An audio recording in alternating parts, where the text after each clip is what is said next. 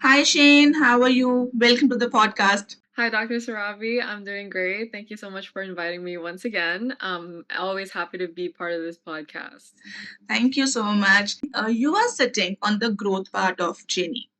How Mhm. things are different from your end. Right. I have quite a bit of opinions on this, although I'm not the main person who does like the regular user interviews. Mhm. But I have seen a lot of new users come into Jenny and they don't really know what it's for sometimes. A lot of people come in and expect an essay generator and just they type in a topic and then Jenny's supposed to write everything for them, which is obviously what it's not built for, as we're gonna probably discuss further into this episode. Mhm. And some people are quite overwhelmed as well when they come into the interface because obviously we have a screen that's quite different from more well-known tools like ChatGPT. It looks quite different. There's a bunch of different features, and so I guess this is a great opportunity to kind of show the audience what it's built for, describe it properly, and so they know what they're looking for when they come into Jenny. We have posted a question sticker on our social medias, and I have gathered a bunch of really good questions viewers have asked who are using Jenny recently or from last 6 to 8 months. I'm going to ask you those questions, and you have to answer from the perspective of someone who is on the other end of Jenny or who is seeing the growth that tool is doing or what actually the tool is. The first question is from Priya from Delhi University. She says, I tried Jenny for the first time, and within 10 minutes, I felt like I was using it completely wrong. What are researchers actually doing inside Jenny that they shouldn't be? And is what I am feeling normal? A lot of new users feel lost because they come into Jenny and treat it like ChatGPT or like Claude because it's all almost muscle memory, right? Everybody uses these more well-known tools, but that's not what Jenny's built for. So one of the most common, I guess, beginner mistakes actually is not doing something wrong in Jenny per se, but doing something small. Let's say people use the autocomplete to extend a sentence, but then they never get to actually uploading a PDF or connecting their reference management software or even trying Jenny's chat. So I guess it's more of just navigating the tool that's kind of difficult. So they've technically used Jenny, but only around like 10% of it. So I think it is understandable that you're feeling a bit lost or Priya's feeling a little bit lost. I would recommend that she check our help documentation. If she's on Jenny, she can find it at the bottom left side of the interface. So that's going to explain all of our features, and we also have tutorials there as well. And the second question is from Rahul, who's a student from IIT Bombay. He says, sometimes I spend so much time inside Jenny that I feel like I am being productive, but at the end of the session, I have written almost nothing. Does your data show this happening with other researchers too, or am I being overproductive with Jenny? Speaking from general researchers, there is this thing called like the infinite refinement loop that a lot of researchers struggle with. So you kind of write a paragraph or a sentence, and then you ask AI to improve it, and you ask again, and maybe try a different tone and paraphrase it, whatnot. And then for like a long time, it feels like you're clicking a lot, but then you're just really refining the same sentence over and over again. And so that creates like this cognitive load, like, oh, I've done so much. But then when you look at your paper, it feels like you haven't done a lot. And so I think this may be a case of that, although obviously I can't say for sure because I don't know the document, I haven't seen it. But what I would recommend the researcher to do is if you feel like you're stuck in Jenny and you haven't been really progressing, I think this researcher should separate drafting from editing. So drafting just put your rough notes down, ideas down, and then Jenny can help you with the autocomplete or the AI edit to strengthen or like refine these further. And then oh wait, sorry, put your ideas down and use the autocomplete and the AI chat to kind of brainstorm and like kind of build these ideas. And then after you're done drafting, you can then use the AI edit and Jenny's review features to refine further. So just separating them into two different groups, I think that's going to help like the workflow a lot better.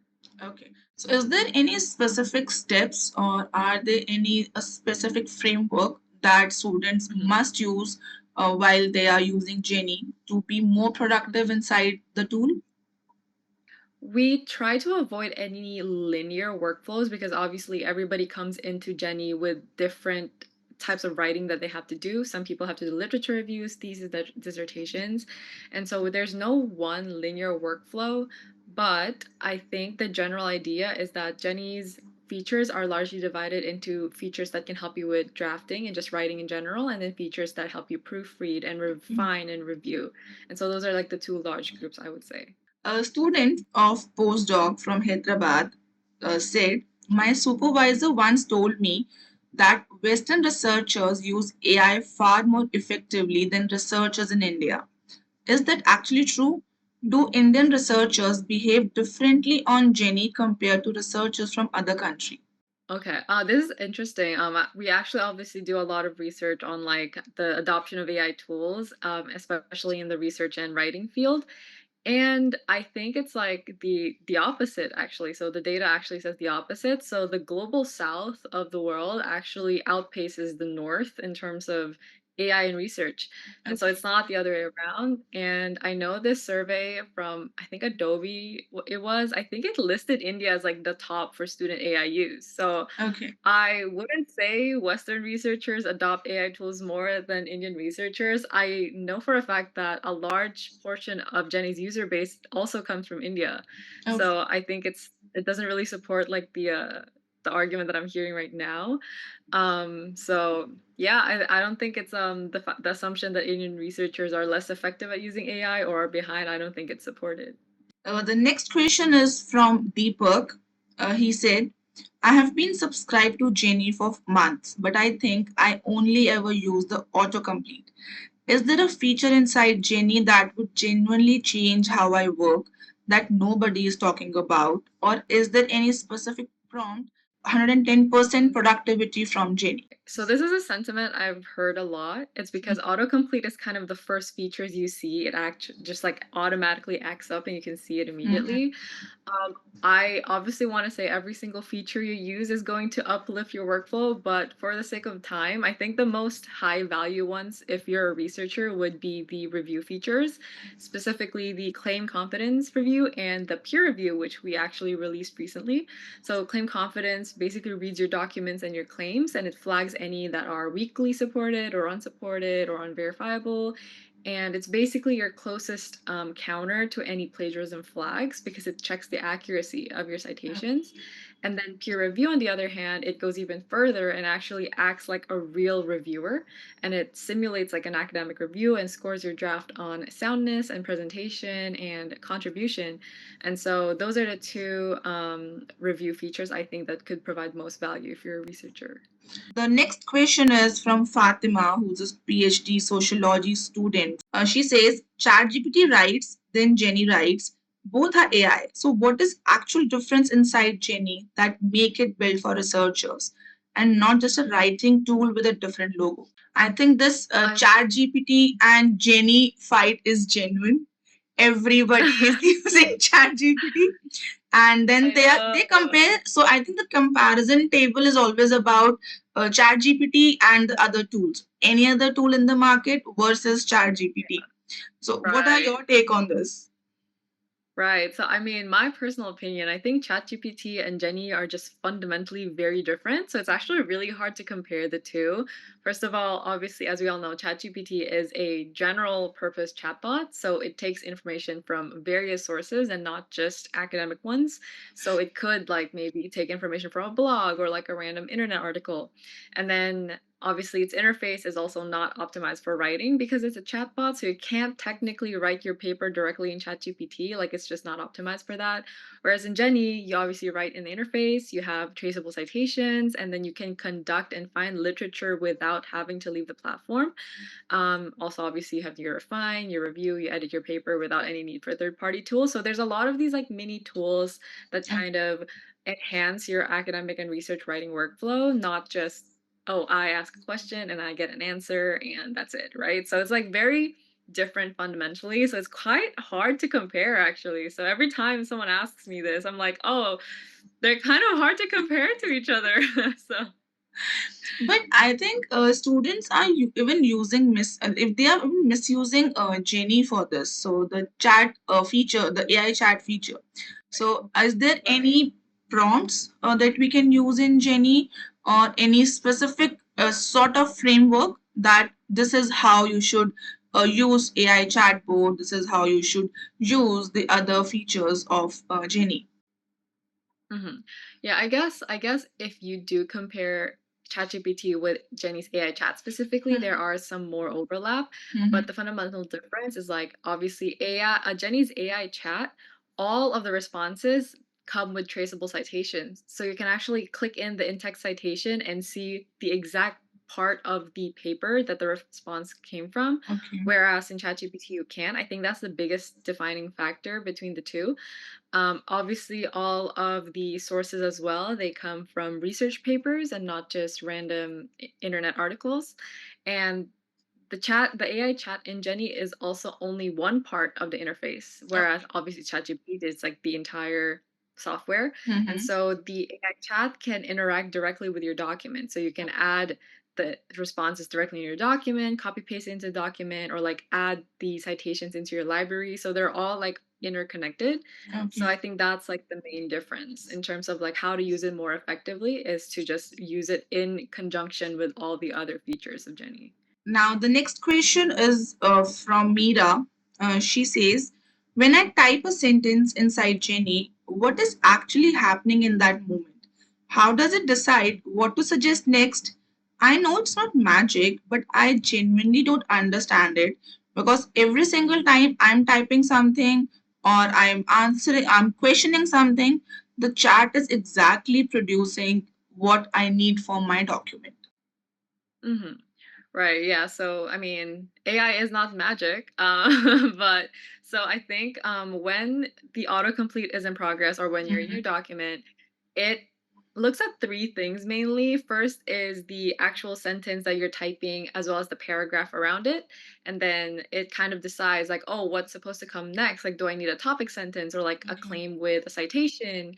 And then the second thing it looks at is the document as a whole. So it looks at Mhm. your voice, your tone, and then just like taking context from the entire document and then taking that into consideration when generating an autocomplete sentence. And then third, it also looks at research papers both in your library as well as in the web if you have that enabled. And that allows Jenny to find the most accurate paper to help support your argument. So it's those three things that Jenny kind of looks at and then gives you a suggestion for autocomplete. Okay. The next question is from Arjun. I started using Jenny few months and I still use it now. But honestly, are researchers becoming more confident over AI over time or more confused? What does the pattern looks like from your end? Mm. Yeah, it's quite mixed still. Obviously, it's a developing field. A lot of people are still confused. A lot of studies on doctoral students have shown they use generative AI for like dissertation work. And so that's like confident adoption of the tool. But then at the same time, I think Nature recently ran a poll of like 5,000 researchers and found them like split on whether Mhm. AI use is acceptable in a paper or what needs to just be disclosed and stuff. So the field is still developing, so it's not strange to be confused. And we're also kind of navigating it for the first time. I guess the most important workaround or most important consideration is just to consider who you're submitting to and then follow their policies for now, because there's no one universal guideline at the moment. Okay. The next question is from Nandini, who's a student of Delhi University. I'm just starting to use AI for my research. What mistake am I supposed to make? The one that almost every researcher makes in the beginning. I think the biggest mistake a lot of people make when using AI, especially in research, is to just give all control to AI and like letting AI do the thinking for you because obviously it's less friction, it's tempting. It's tempting to make AI like decide what your argument's going to be instead of you actually thinking about it. Or maybe AI gives a counter argument suggestion and you just like accept it without really thinking about it or not even reading a paper because you just asked AI to summarize it. And so I think this is one of the biggest mistakes a person could make is just to give too much control off to AI. because obviously it makes our life a lot easier. But as researchers, I think it is very important to always have your foot in the door, just like be in control of what goes into your paper. And that's exactly why Jenny is built the way it is. So most AI tools give you an answer, but then Jenny is designed to kind of keep you more in control. So, like autocomplete, for example, it gives you suggestions, but only one sentence at a time. And it also builds context better if you've already started off the sentence yourself instead of just having autocomplete just write everything for you. And then AI chat, as mentioned, it provides source snippets and traceable citations so you can verify for yourself. And then obviously the review tools also make you defend your reasoning before you actually submit. So they're all tools that kind of enhance your workflow rather than replace it. Okay, the next question is from Rohit. He said, if you could tell every Pages scholar just one thing about using AI in their research, one thing they absolutely must know, what would it be? I feel like if I say outsource your thinking, it's just very redundant from my previous answer. But I think that is one of the most important things to have to take into consideration. I think one other thing is to not be afraid to use AI, especially if you're in the publishing space. I know there's a negative connotation still about using AI in research, but I think even especially as PhD scholars, if you're looking to publish in top tier journals, a lot of them are quite open about the use of AI as long as you can defend your thesis and your arguments properly. So I think the most important is to one, stay in control of your arguments, make sure you're the one writing the paper so you know every single argument, every single idea in there, and then you have no like right to fear the use of AI if that's what you do, because you obviously wrote the paper yourself. And if you can defend the paper yourself, I think you're set for publication. And so, yeah, don't be too afraid of using AI in research, especially if you know you're doing it the right way and just to enhance your workflow. Okay, so you just mentioned that using AI the right way. So, what is the right way for using AI in research? Yeah, so using AI the right way in research is basically to just using it as an assistant rather than a replacement. So what a lot of AI tools do is they tempt you into actually writing everything for you, whereas AI tools like Jenny, for example, they give you a lot of the mini tools that you would need to enhance your own work or in your own ideas and your own arguments. Mm-hmm. And so using AI to refine your own ideas or claims, that's fine. I think that's a responsible use of AI. Looking into all the citations and verifying the information for yourself, that's responsible use of AI. And so just having everything with a touch of like human interference, Mm-hmm. just making sure you're above everything, I think that's the most ideal way you would use AI in research. Okay, and now we are coming up to the last question of this podcast. Vikram from Chandigarh want to ask, I use Jenny regularly, but my output always feels generic. A senior colleague uses the exact same tool and gets very specific results. Am I doing something wrong? Main reasons why output can feel generic in Jenny is first the starting prompt. So when you open a new document, it prompts you to type in your topic. But if your topic is like too broad, for example, it is going to be very generic. So when you actually write a topic, there's like a gauge meter that Jenny says, like if it's specific enough. So if you say something like, I'm writing a paper on climate change, that's very generic. Jenny won't know what you really want out of it. And so Mhm. it's obviously going to give more generic outputs. And so be as specific as possible for the document prompt is the first advice I would give. Mhm. And second, is to populate your research library. Obviously, as a researcher, I'm assuming that this person reads research articles themselves. And so populating your research library so that builds off more context for Jenny to use in its suggestions or its in AI chat responses, then it's going to have more meat. It's going to be more robust when it actually gives you any outputs. So I think that's also another strategy that this researcher can use to kind of prompt more detailed, specific answers. And now, this question is from my side. Do you think the researchers are ready for AI or are they still figuring out the basics? Honestly, After spending a few years almost in this space of AI tools and research, I think we're still figuring out the basics. Obviously, because first of all, publication guidelines are not, there's no universal guideline in place yet. It Mhm. still varies from journal to journal, obviously, from university to university as well. And so, being ready for AI, I think it's going to take a bit of time, especially in research where ethics is very highly regarded. So, yeah, I guess I think researchers are definitely ready for AI in the sense that we are becoming more technically literate in using AI compared to when it first came out. Now it's just a matter of finding the balance of how to use AI properly. And then obviously on the institution side, how they would put these like policies in place to kind of regulate the use of AI in research. So I think we're in that navigating experimental phase right now. So, no matter how much scholars say that I am becoming pro in using this tool, they are still on the basic ground of using AI tool. And I think I that think needs so to be too. upgraded because we need to put ourselves on a different platform and we need to research better, not just giving prompt and extracting data. We need to use in a Right. better way. Right. Yeah. Right. I agree. So I hope this podcast answers all the questions viewers have asked us, and we like I am pretty much sure about they got knowledge, they understand the tools better, and they are definitely going to use it in a better manner so that they upgrade yourself from a basic AI user to advanced AI user. Okay, thank you Yeah. so much, Shane, for putting light on all the questions, for answering them honestly, and giving insight to our viewers.